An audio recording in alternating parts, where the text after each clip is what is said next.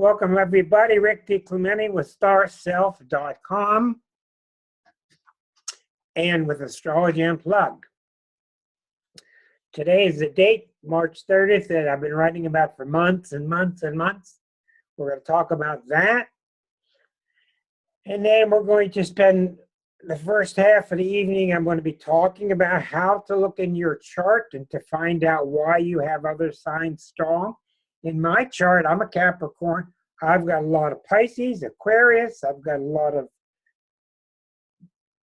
Capricorn, Sag, Scorpio.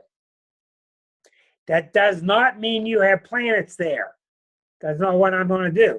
I'm going to show you how to sense which signs are strong in your chart, because most of us are brainwashed by daily horoscopes. I'm in the Aries club. I'm in the Cancer club. Well, you're much more than that. And almost everybody I've ever seen has 4 or 5 signs strong. Everybody. 4 or 5. I've seen a couple people with 3. I've seen a couple people with 6. Most people have 4 or 5. Elke, did you have something? No, I was just saying hi to Karen. Sorry. Okay. All right. Hi, Karen, with the hat on. Anyhow, we're going to talk about how to sense other signs that are strong, which is not simple. You have to bring in everything you know about astrology in order to do it. And Ray is supposed to be with us tonight because Ray is my guinea pig. We'll analyze her chart later on, so we'll give her time. Okay, now to reiterate what's happening today. Today is a monumental day. You can feel it if you're in the United States. You can feel it if you're watching the news, and here's why. Ray is here. Good. Thank you. Now, a harmonic chart is like when you go to the dentist and the dentist goes, clear here, clear here, clear here. It's another chart, but it's our derivative of the base birth chart. The birth chart is the first harmonic. When we look at the 10th harmonic, it's like the number 10 for all of us. All of our 10th harmonics, we all have 150th harmonics, 17th harmonics, but mainly we're concerned about 2 through 12.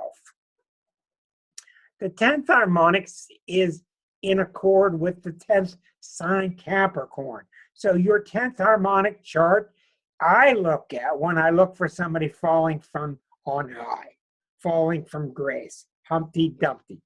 I look at that chart when a person's telling me they're having difficulty with their career or their position, but I can't find it in the natal. I can't find it in other places. The 10th harmonic shows me. What is the 10th harmonic? It's your mental conception of who you are in this world. It's not a real chart. It's your conception of who. Do you know who I am? Do you see who I am? It's the chart of the ego. And that's why I've been staring at this chart long and hard for Mr. Trump, because you can't be any. I mean, the 10th harmonic is the Trump Tower. And when you do the chart, which Solar Fire does for you, or you can do it by hand mathematically, his sun is at 1819 Cancer, and last night, 11 o'clock, last night Pluto was at 19 Capricorn. So last night, Pluto, transiting Pluto, opposed his sun exactly. And look what happened. And it's getting warmed up. And when you're a regular human being, a regular muggle non-astrologer, you can sense it, but you're not sure why. But astrologically, this means they're on to him. And he still can get out of this. He can come out fine if he comes clean. That's Pluto. Get clean, get straight, apologize, get straight with people. Don't abuse your power, you'll be fine. If you don't, guess what happens?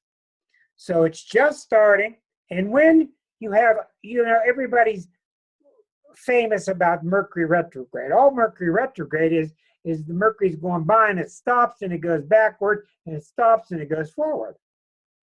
Well, most people don't know that the outer planets, Jupiter onward, they go forward for 7 months, they go backward for 5 months every year. So almost half your chart is retrograde. That's normal. But people get all flipped out about Mercury retrograde and Venus and Mars because they're rarer. And we're 9 days away from Mercury retrograde anyway, so keep your eyes open. The point is, most transits you get 3 times. Say it's your sun, and say Saturn's going over your sun. Saturn will go over your sun and stop and come back. That's 2. And stop and go back over. That's 3. Boom. I just had a transit 7 times. You get them once, 3 times, 5 times, or 7 times. Has to be an odd number. Most people get a transit 3 times. We watched the Pluto-Uranus square in the last 5 years. It squared itself 7 times. And I mapped out each of those peaks for you, and that's why they were chaotic periods. Well, Mr. Trump has Pluto going over his sun once, twice, 3 times, 4 times, 5 times. So the period that started today will end at Christmas time 2018. So if he thinks he's got people on his back, well, look out. And you know what? What does the New York Times and Washington Post do? They dig. They dig for the information. Well, it's just starting. I don't think we need to even talk about it. I want to point out to you that astrology is very quantum. Pluto is personified now at this moment by who? The Soviet Union is a Scorpio country, even though they're Russia now. The Russians are the actor in this play. And it's my opinion, that Mr. Trump is such an opportunist that yes, the Russians have diddle-daddled in his information, but he's using it. He's trying to make it look like it's more the Russians than it is. And they're going to get to this because you're not going to stop Pluto. So we're under stage 1. And a lot of people have misunderstandings. A lot of people have a misunderstanding that these planets go by and hit you on that day and that's it. Now with the outer planets, this is a 2-year, 3-year period. Okay? So that's what's going on there, and I need to mute somebody else I just heard. No, we're okay. All right. So we're in stage 1 out of 5 stages. It will back off, and then while it's near, Mars will come along, full moons will come along, and it'll really peak. It'll really be exacerbated. Hello, Yvonne. All right, now, I wanted to talk to you about charts and how to determine the strength. And what I will do now, we're going to do Ray's chart, but I may as well throw Ray's chart up to begin with to show you how we look at other strengths in a chart. So in Ray's chart, and it's not showing, and now it's showing that. We tried again. Okay. And there it is. There's Ray's chart. All right. Now, us astrologers that have been studying a long time, it's second nature, but you have to understand once again, it's very important. It's the hardest part of astrology to understand how the houses are versus the signs. Every planet is in a sign and also in a house. Here's the moon in Taurus. Here's Jupiter in Pisces. Here's Mercury in Aquarius. Here's the moon in the 11th house. Here's Mercury in the 9th house. This Mercury is in Aquarius and in the 9th house. Because this whole zodiac turns once per day, The moon goes through all the signs once per day. Saturn goes through all the signs once per day. Saturn takes 2.5 years to go through a sign. Saturn takes 28 months to go through a sign, but it's in the first house 2 hours every day. And that's where your birth time comes in. Why am I harping on it? Because the birth time is what determines the angles, the ascendant, the descendant, the midheaven, and the nadir. These are the structures of the chart, just like a kite.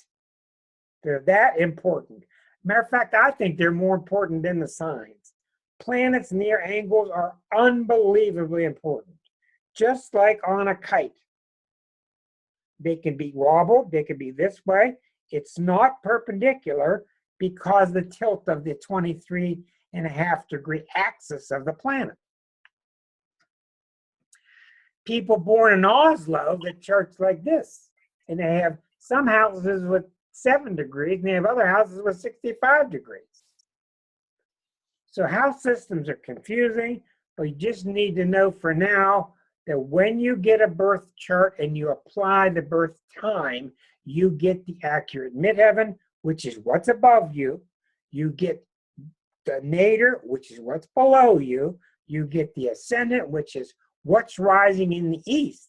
And astrology is weird. This is the east. This is not the west. This is the west. Now, the 4 angles are really critical because they set up all the other houses. 10th, 11th, 12th, 1, 2, 3, 4, 5. They're all trigonometrically derived from calibrating the midheaven and the ascendant, which we used to do by hand. Aren't you glad? The midheaven has to do with where you're going. The nadir has to do with where you come from. What's your family, what's your tradition, what's your job, what's your career. The ascendant's very misunderstood.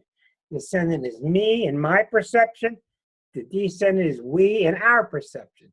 Me and my partner, me and my marriage. So this cross is really incredible.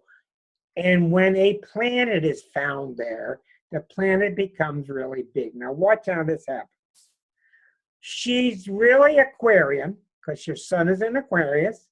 Most people, that's all they know. My sun's in Aquarius. Later on, I'm going to read this chart. The sun's in Aquarius, the moon is in Taurus. That moon could be anywhere during that month. During the month of the sun going through 30 degrees of Aquarius, the moon goes all the way around once. So during that month, there are moon in Aries, moon in Taurus, moon in Gemini, moon in Cancer, etc. Now, so we know right away her main focus, and it's not always the sun sign. Some people are so bombarded by other energies that they're not mainly their sun sign. They're not, in my opinion. She's an Aquarian. Her sun is in the 8th house. The 8th house is the Scorpio house because it's the 8th sign. Everybody's 8th house is over here. Everybody's first house is over here. Everybody's first house has a similar connotation. Everybody's 11th house has a similar connotation, but they have different signs there, different signs of the zodiac. So we know she's got a lot of Scorpio traits. 1, because her sun is in the 8th house. 2, because Pluto is right here, very powerful, at 9 degrees, squaring the ascendant. Squares to the ascendant, a right angle, are a very big deal. So in all of her relationships, she is very Plutonian. And usually one of the things that happens when you have a Plutonian relationship, whether it's Scorpio and the descendant, whether your sun is next to Pluto, your moon is next to Pluto, almost everyone I've ever talked to, they have these kind of relationships. Almost never do you see a relationship that's balanced. Not that they don't try. and it's not 100%, but it's above 90, it means they're either being dominated all the time or they're dominating all the time. But for whatever reason, and you can dig really deep, Pluto's about sharing, but very seldom can the Pluto passion keep its equanimity, because Pluto's so passionate that the seesaw gets a little wild. So people with strong Plutos almost always are dominated or dominating, and they can be in a relationship and have it go both ways. Very common. So we see so far, she's very Aquarian, she's very Scorpionic. Like I said, most people have 4 or 5. Let's go back. And I go to my monitor and I see, hey, okay. Now, Jupiter is very strong because it's near the top. Jupiter is near the midheaven. Jupiter is a very nice planet when it's found in Pisces. It's known as a co-ruler. In the old days, it was the ruler of Pisces before Neptune took over. And yes, in basic astrology, and you can hide your head if you want to with class coming up, you're going to have to learn the symbols for the planets and the signs, because I'm not going to write them out. And you're going to have to learn by week 3 or 4 which planets rule which signs. And I'll give you handouts and all that stuff that will help. So Jupiter is very strong because it's strongly placed in Pisces and it's near the midheaven. So Jupiter is strong. We know that the Scorpio is strong. So we now know, since Jupiter is a ruler of Sagittarius, Jupiter is the ruler of Sagittarius, she's very Aquarian, she's very Scorpionic, she's very Sagittarian. Now, she got Cancer rising, okay? It's her rising sign. And she has a very strong moon. The best place the moon can be, exalted, is in the sign of Taurus.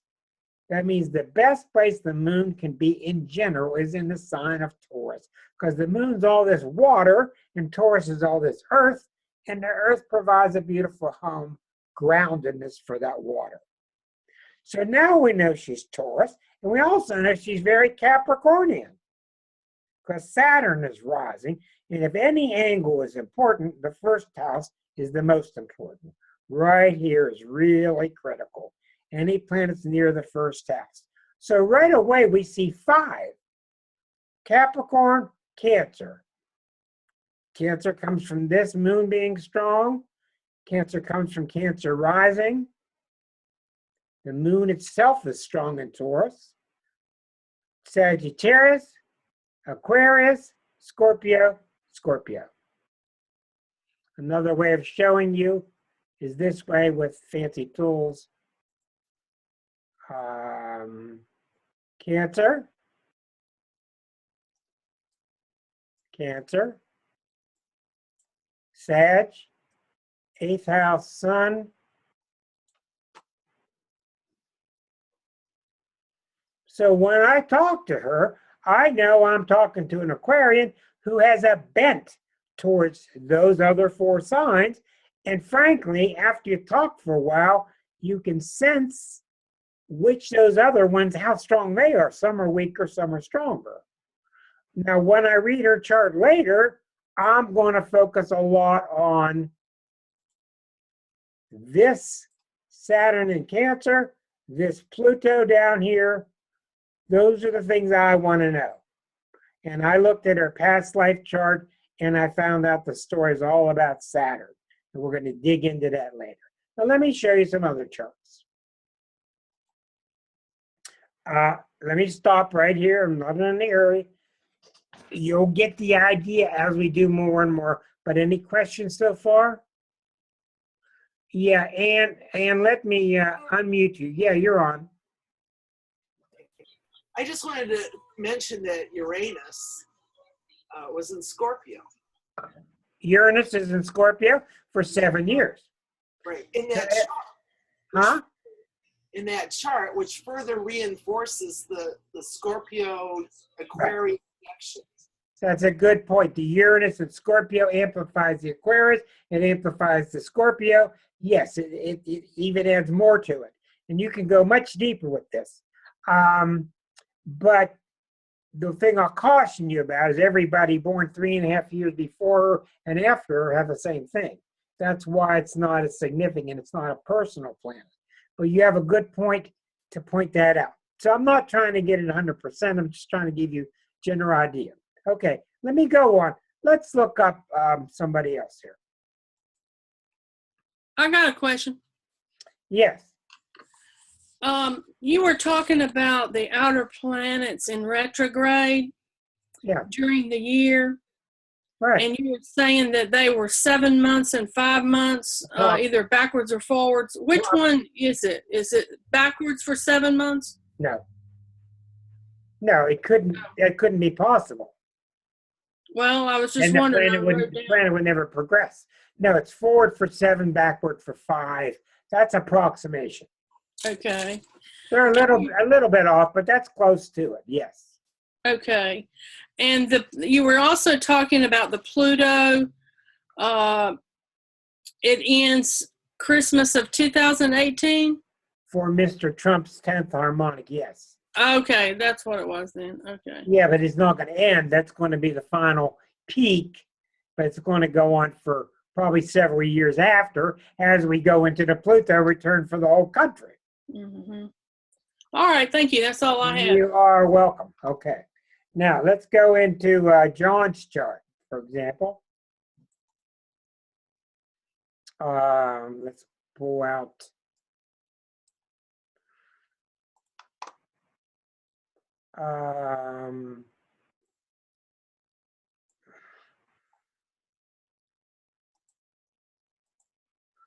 Okay, John, here's John's chart.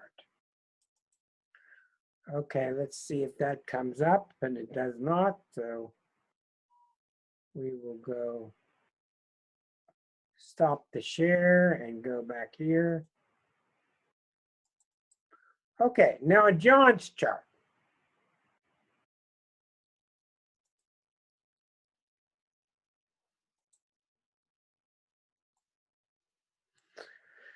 John is a Taurus. Taurus is very strong. Pluto is extremely strong. Matter of fact, I'll draw it like that because it's so powerful because it's at 1443 and the ascendant is 1510. Orb is everything. How close? How close? Picture it this way. A truck is going by your street and your windows start to vibrate. And it gets closer to you and the windows start to vibrate. And there's at one point when that truck is right behind you, everything in your house is vibrating. That's the harmonic. That's the peak. That's like having an orb of 0 degrees. As that truck fades, you start to hear the Doppler effect. You start to hear it smooth out. It's not so bad.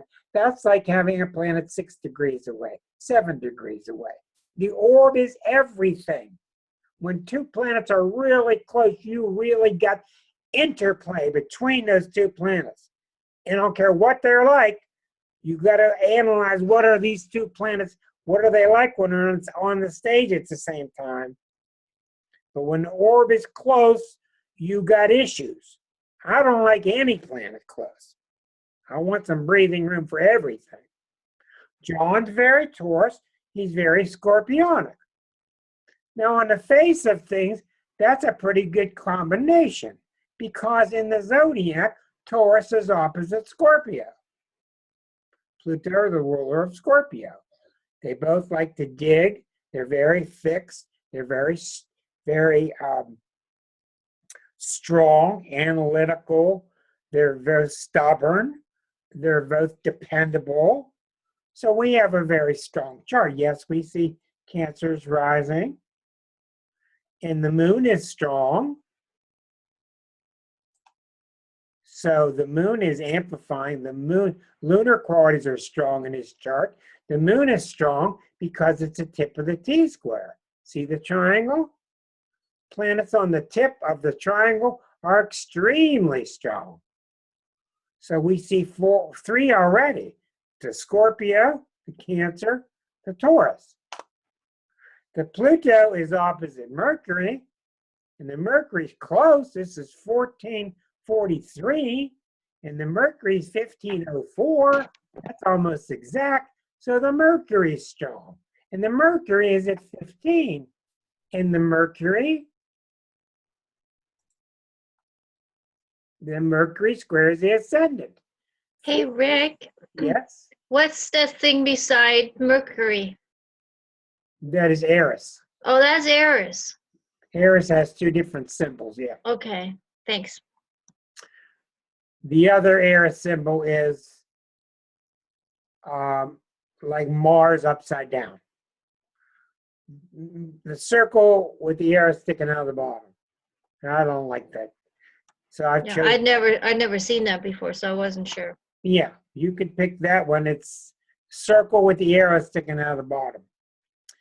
That's Eris. Get used to it because she's here to stay. But you see how strong Mercury is? She's at 15. And the ascendant is 1510. 1504, 1510. So I've long told John when I read for him that even though he is a Taurus, the story of his chart is Pluto Mercury, because 15, 15, 15, 15.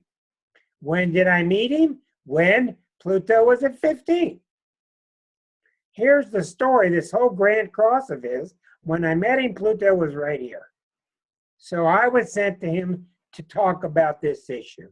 So we see very strongly in his chart already, even though he's got Leo planets, they're not that important. The other planets that's really strong in his chart is the Mars in Leo. Is the Mars in Leo right here, because it's at the it's at the point of a T-square. That's right. Here's the Uranus opposite the Sun, making a T-square to Mars. So Mars is strong. And another T-square. Let's see here. I don't want to complicate it anymore. Okay, so we got Pluto, the Moon, the Mars, the Ascendant, the Taurus, the Mercury. This gives him Taurus qualities, Gemini qualities, Aries qualities. Here's how I caught on to this. I couldn't believe it, how dense I was for 30 years. I had my former wife had a moon right here in Virgo, right about 5 degrees below the descendant. And planets start affecting the next house when they're 4 degrees away, 3 degrees closer. Below the descendant.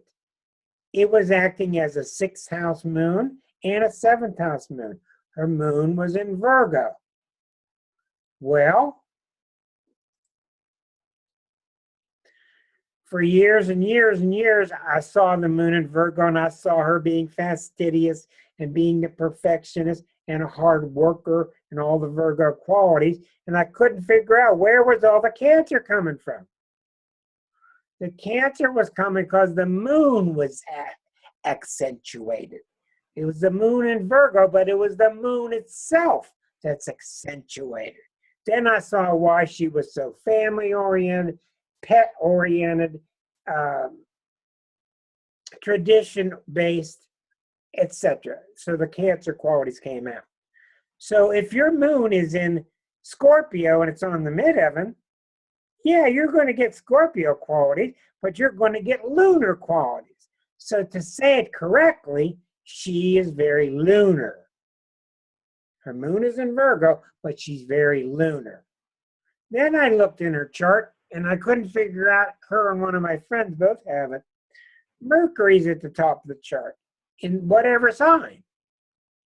But it makes her mercurial. It makes her Geminian. Mercury rules Gemini. This is why they talk a lot. They change subjects. So this is another way you pick up, not by the planet in the sign, but by the planet itself. Well, let's go on.